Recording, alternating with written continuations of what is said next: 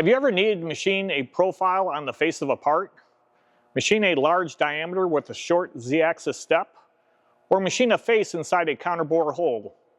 Bar face gives you that ability. Let me show you how in today's Mazak Minute.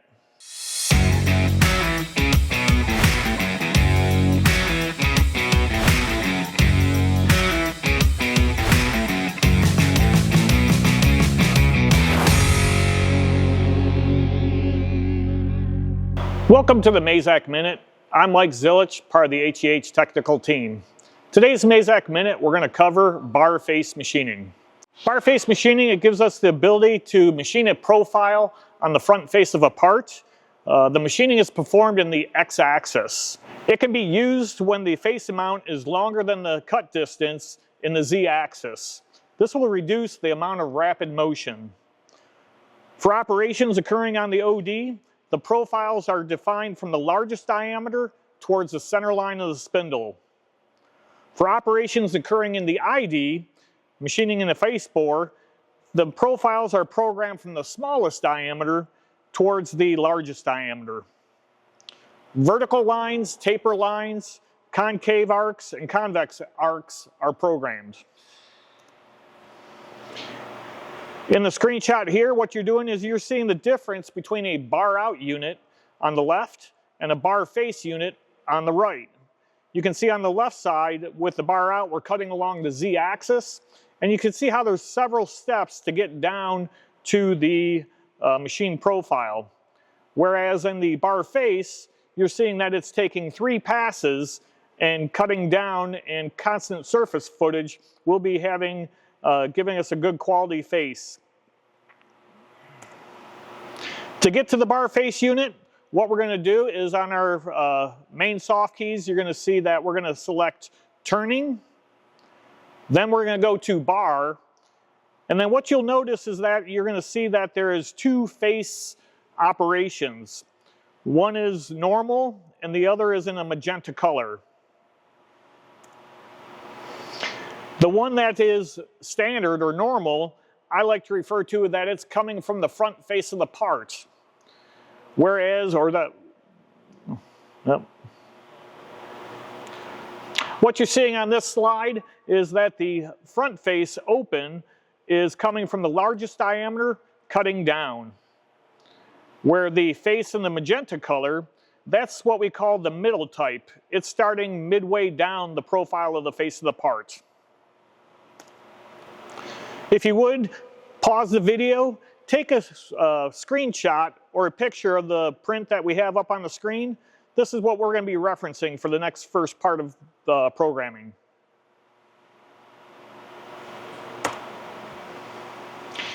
If we look at the unit description for the bar face, you have bar is going to, or the unit is going to be bar, part is face, and the contact point CPTX and CPTZ, and you have finish X and finish Z.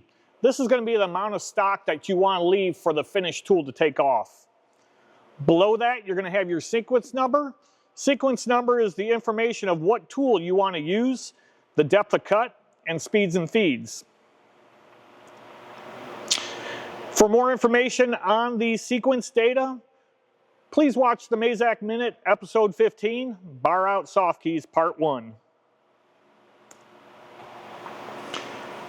For the cutting point, you're going to see that on the left side, that is going to be the standard face operation that comes from the OD, largest OD coming down. And you'll notice that the contact point is going to be right here where the yellow dot is. If you look at the one on the right-hand side, the one that starts in the middle, that's going to be the yellow dot, and that's going to be the contact point. For the figure pattern, the patterns we're going to define are going to be line, taper, concave, convex, and center. Number 2 is going to be the start corner. We can have either a radius or chamfer at the start of the segment. If we're doing a taper line or an arc, there's going to be the start point X, start point Z. The final point is going to be the finish point X, finish point Z. And then the finish corner or dollar sign, that defines either a radius or chamfer at the end of the segment. The dollar sign, we can put an undercut profile. The r/theta defines the radius of an arc or defines the angle of a taper line.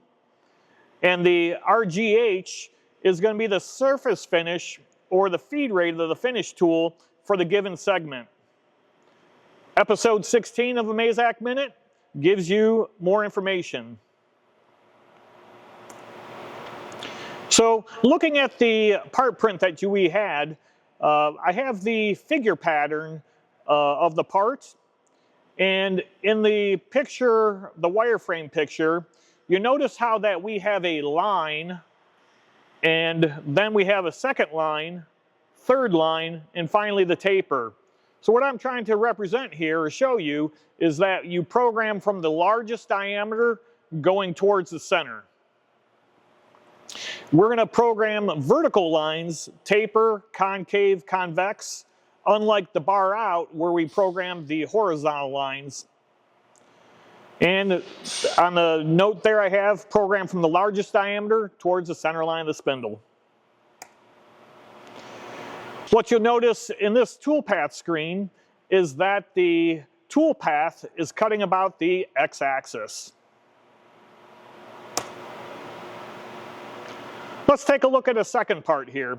This is going to be where we're going to be looking inside a bore. I'm going to come up the face of the bore and machine the taper to get to the front face. Notice that the contact point, X and Z, is going to be the smallest diameter. Go ahead and pause this, the video, take a screenshot or a picture of this print, and we'll follow that print for the next example. Let's take a look at the unit of a bar face inside a bore. You're going to see that we select bar, face. The contact point X this time is going to be the smallest diameter. Contact point Z is going to be 0. Finish point X is going to be a minimal amount, 6 thousandths. And that X value is going to be a diametral value. So in reality, that's going to leave 3 thousandths per side. Finish Z, I'm going to leave 15 thousandths, which typically I like to leave the tool nose radius of my finished tool. Looking down at our sequence data, you see I have a general in. The 80.06, that's going to be a boring bar tool. Pattern is going to be 0. My depth of cut, 80 thousandths. And then my cutting speed, feed rate, M code for coolant. As well as if you look down, F2 is going to be the finish tool. Again, I like to program, or we're going to program the vertical line from the smallest diameter going outward. So if we look at the figure pattern, what you'll see is that we're programming the vertical line and the taper line.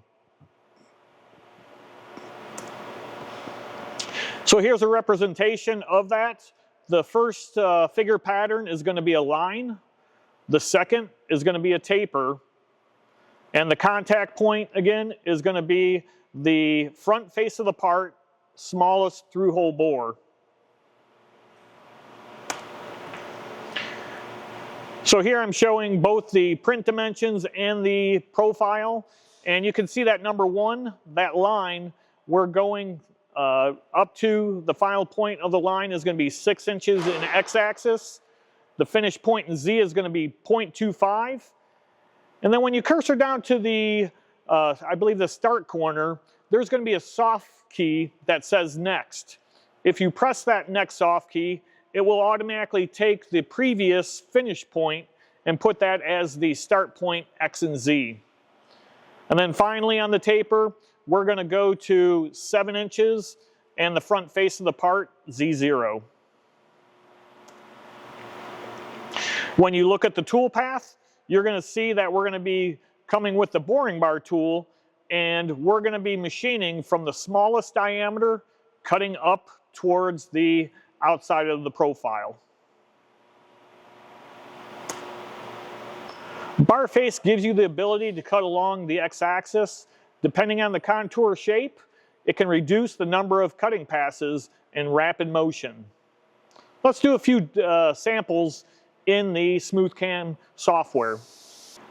So right here I have a program called up. This was the first example that we did. You can come across here. If I go to Program Edit, you're going to see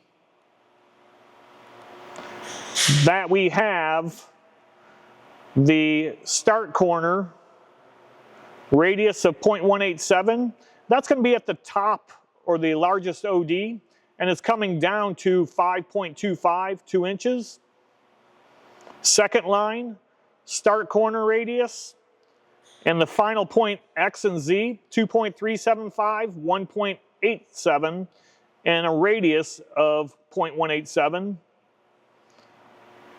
Next, third figure is going to be a radius for the start corner, 0.187.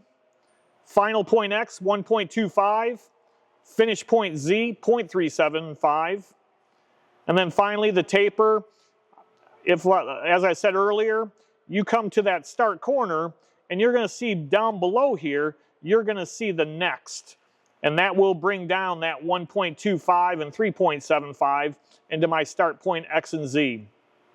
And then finally I type in the 0, 0 for the finish point X and Z. If I go to do the tool path, I'm going to come over here, hit my far right arrow key, program complete. We're going to go ahead and do tool path. I prefer to do the wire shape, and if you'd like, you can hit this orange icon over on the side. That gives me the ability to do a scale change. I'm going to come up here with my cursor, and on my scale, if I look at the top of the screen, it's at 1.63. I'm going to go about half of that. I'm going to type in 0.8. And you can see how it makes it a little bit larger. I'm going to go ahead and hit part shape. And if I do path step, you come down here and you see the profile or the motion, how it would cut the part. If I'm done, I can hit path continue, let it cut the rest of the part. Let's go look at our second example. If I come over here to work number, I'm going to go to the second program. And this is a case of where I was showing you that the first one I'm showing is the bar out. If I go to do the tool path, part shape, you're going to notice that as I cut, you're seeing it take several steps cutting in the Z axis. Okay? If I go back to the program, and this time what I'm going to do is we have a feature called Control Out Cancel. I'm going to go to the program edit mode. I'm going to cursor on the unit I want to disable. I come in, I'm going to hit the far right arrow key. I'm going to hit it one more time, and you're going to see 3 soft keys, and I'm going to go ahead and say Control Out Set. You can notice how that unit just grayed out. I'm going to go ahead and cursor down to the bar face one and go to Control Out Cancel. So now when I go to do my tool path, we're going to see the difference. I'm going to go ahead and make that a little bit larger now. And I'm going to go to, let's say, 0.5, part shape. And if I do a path step here,